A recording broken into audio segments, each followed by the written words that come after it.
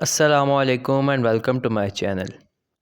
دوستو، قدیم دور میں جب انسان نے اتنی ترقی نہیں کی تھی، تب جو بھی کوئی شخص جرم کرتا تھا تو اس کو ایسی سزائیں دی جاتی تھیں جن کو سن کر آپ خوف زدہ ہو جائیں گے۔ ایسی کچھ سزاؤں کے متعلق آج آپ اس ویڈیو میں جانیں گے۔ سب سے پہلے بات کرتے ہیں دا برزن بل کی۔ دوستو، یہ سزا اینشینٹ گریک یعنی کہ قدیم یونان میں دی جاتی تھی۔ اس سزا کا ذکر پرانے دور کی کئی کتابوں میں بھی آیا ہے۔ اس کو سیزیلین بل بھی کہا جاتا تھا کیونکہ یہ سزا سیزیلین نامی ایک جزیرے پر دی جاتی تھی۔ اس سزا میں کانسی کے بنے بیل میں مجرم کو بند کر دیا جاتا تھا۔ یہ بیل بالکل ایک اصل بیل کی طرح ہوتا تھا۔ اس کے بعد اس بیل کے نیچے آگ لگا دی جاتی تھی۔ اس آگ سے مجرم جل کر موت کے گھاٹ اتر جاتا تھا۔ یہ بھی کہتے ہیں کہ اس بیل سے اس مجرم کی چیخیں صاف طور پر سنائی دیتی تھیں۔ اب بات کرتے ہیں آئرن میڈن ڈیوائس کی۔ دوستو، اس سزا میں ایک لوہے کا ایک بڑا سا تابوت ہوتا تھا جس کا سائز ایک انسان جتنا ہوتا تھا۔ اس تابوت کے اندر مجرم کو قید کر دیا جاتا تھا۔ اس تابوت میں لوہے کے بڑے بڑے کیل ہوتے تھے۔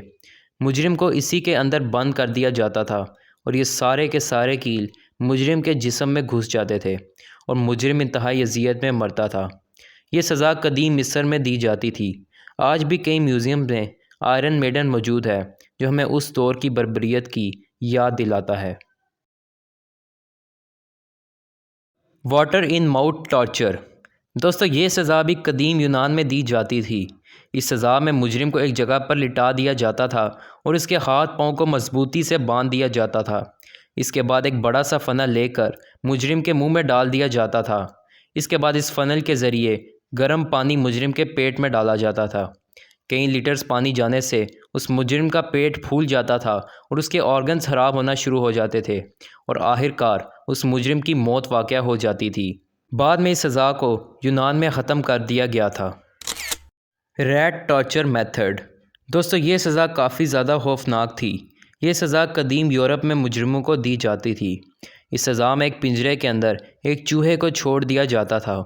یہ پنجرہ ایک طرف سے کھلا ہوا ہوتا تھا، پھر اس پنجرے کی کھلی سائڈ کو مجرم کے پیٹ پر رکھ دیا جاتا تھا اور پھر پنجرے کی دوسری سائڈ پر آگ لگا دی جاتی تھی۔ اب پنجرہ آگ سے جلنا شروع ہو جاتا تھا اور چوہے کے پاس پنجرے سے نکلنے کا صرف ایک ہی راستہ ہوتا تھا اور وہ یہ کہ مجرم کے پیٹ کو چیر کر اس پنجرے سے نکل سکے۔ یہ چوہا آہستہ آہستہ مجرم کا پیٹ چیر کر پنجرے سے نکلنے کی کوشش کرتا تھا اور وہاں مجرم کی موت انتہائی اذیت میں واقع ہوتی تھی۔ اب بات کرتے ہیں ایمپوٹیشن کی۔ دوستو، اس سزا میں زندہ مجرم کے جسم سے اس کے آرگنز یعنی کہ اعضاء کو نکال لیا جاتا تھا۔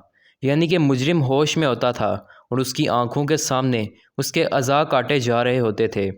مجرم کی زبان سے لے کر پاؤں کے ناخن تک کسی بھی چیز کو نہیں چھوڑا جاتا تھا اور آخر کار خون زیادہ نکلنے کی وجہ سے مجرم کی موت واقع ہو جاتی تھی۔ یہ میتھڈ آج بھی مجرموں سے سچ اگلوانے کے لیے استعمال کیا جاتا ہے۔ اور دوستو، آخر میں بات کرتے ہیں کرشڈ انڈر ایلیفینٹ کی۔ یہ سزا قدیم دور میں ہمارے ریجن میں دی جاتی تھی۔ اس دور میں ہاتھیوں کو باقاعدہ طور پر ٹرین کیا جاتا تھا کہ وہ مجرم کے جسم پر چڑھ کر کھڑے ہو جائیں۔